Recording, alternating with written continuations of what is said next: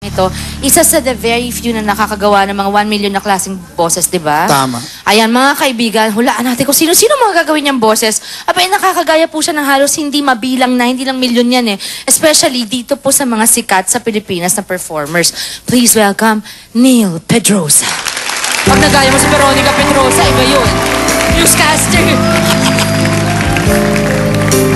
The megastar, Sharon Cuneta. Kung kailangan mo ako sa oras tayo pag-isa, kung ninindig, asahan mong ako ay darating. Christian Bautista. Kung kailangan mo ako sa sandaling bigo na ang lahat, pusong kay tamis,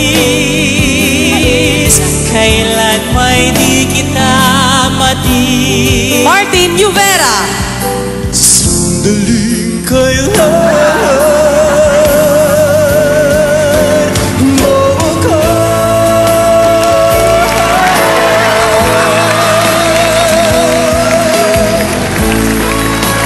Singer, songwriter, Ogie Alcacid. Asahan mong mayroon kang kaibigan, laging tapat sa'yo. Eric Santos. Kung kailangan mo ako sa oras tayo pag-isa, Shasha Padilla. kung nininig,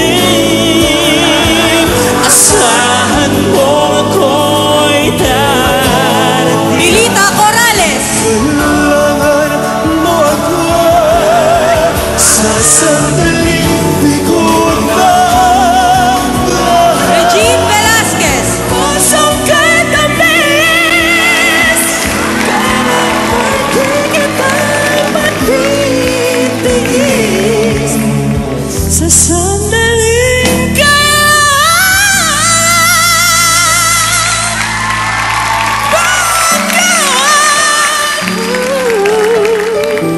I love you, Ate Shally. Thank you for having me. You guys are great! Ang galing! Grabe! Akala ko ang gano'n lang sa mababa, bigla palang pagdating kay Reg. Diyos ko, Reg, ang dami na nag-idolize sa'yo. Alam kong feeling mo, gusto mo nang pumatay, ano? Hindi, pero ang gagaling. That just Galing. attack, anong comment mo sa kanya? Akala ko kanina pangkaraniwang lang, iba palang klaseng Bakit pangkaraniwan naman? Oo. Dahil? Dahil akala ko niya talaga, nung hindi pa sa kumakanda, nung papasok, akala ko si Nora Honor. Ako, maimpresan ako sa'yo kung nagaya mo si Nanay Angge.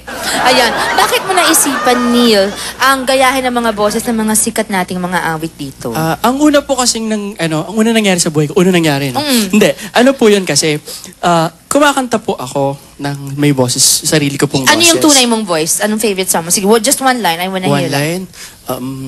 Say that you love me, Maganda and show talaga. me that you care. Ganda, ganda talaga. Paano mo na-realize na kaya mo palang gayahin? Iba-iba kasing timbre yun, hindi biro yun. Opo, timbre. Tapos, ang una ko pong ginaya kasi is yung teacher ko nung grade 5. Pero biro. Opo. Tapos Alam ba pati niya yung ito? hindi niya po nalaman.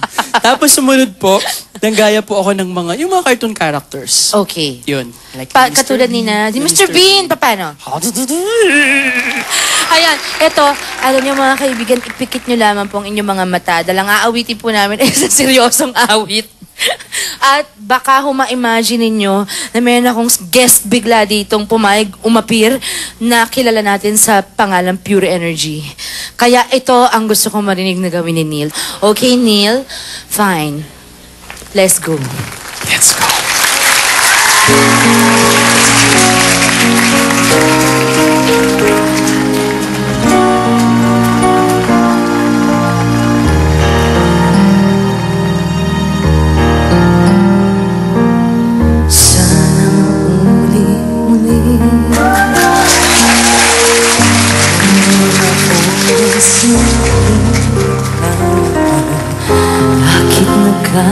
ganito,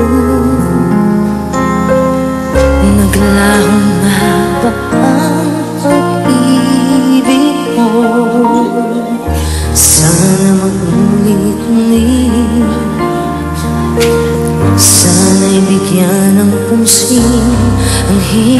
ko, kahapon, bukas, ngayon. Tanging wala nang ibang mahal.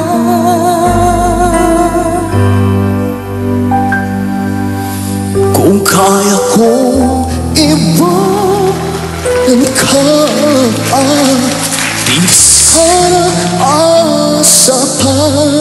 Kung kaya kong umiwas na, di na sana lalapit pa. Kaya ko Hindi ko kinakaya. Lord. Ito ang tanging nais ko. Bakit naman ang ating kahapon sana maulit-muli?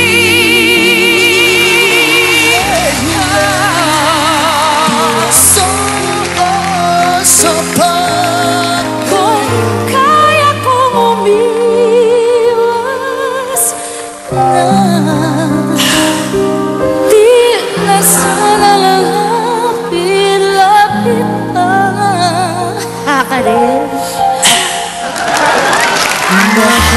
Mahalin kita. Folks, the megastar, shout out to Mr. Pure Energy, ladies and gentlemen. Hey. After the accident. Don't go away. We'll be right back.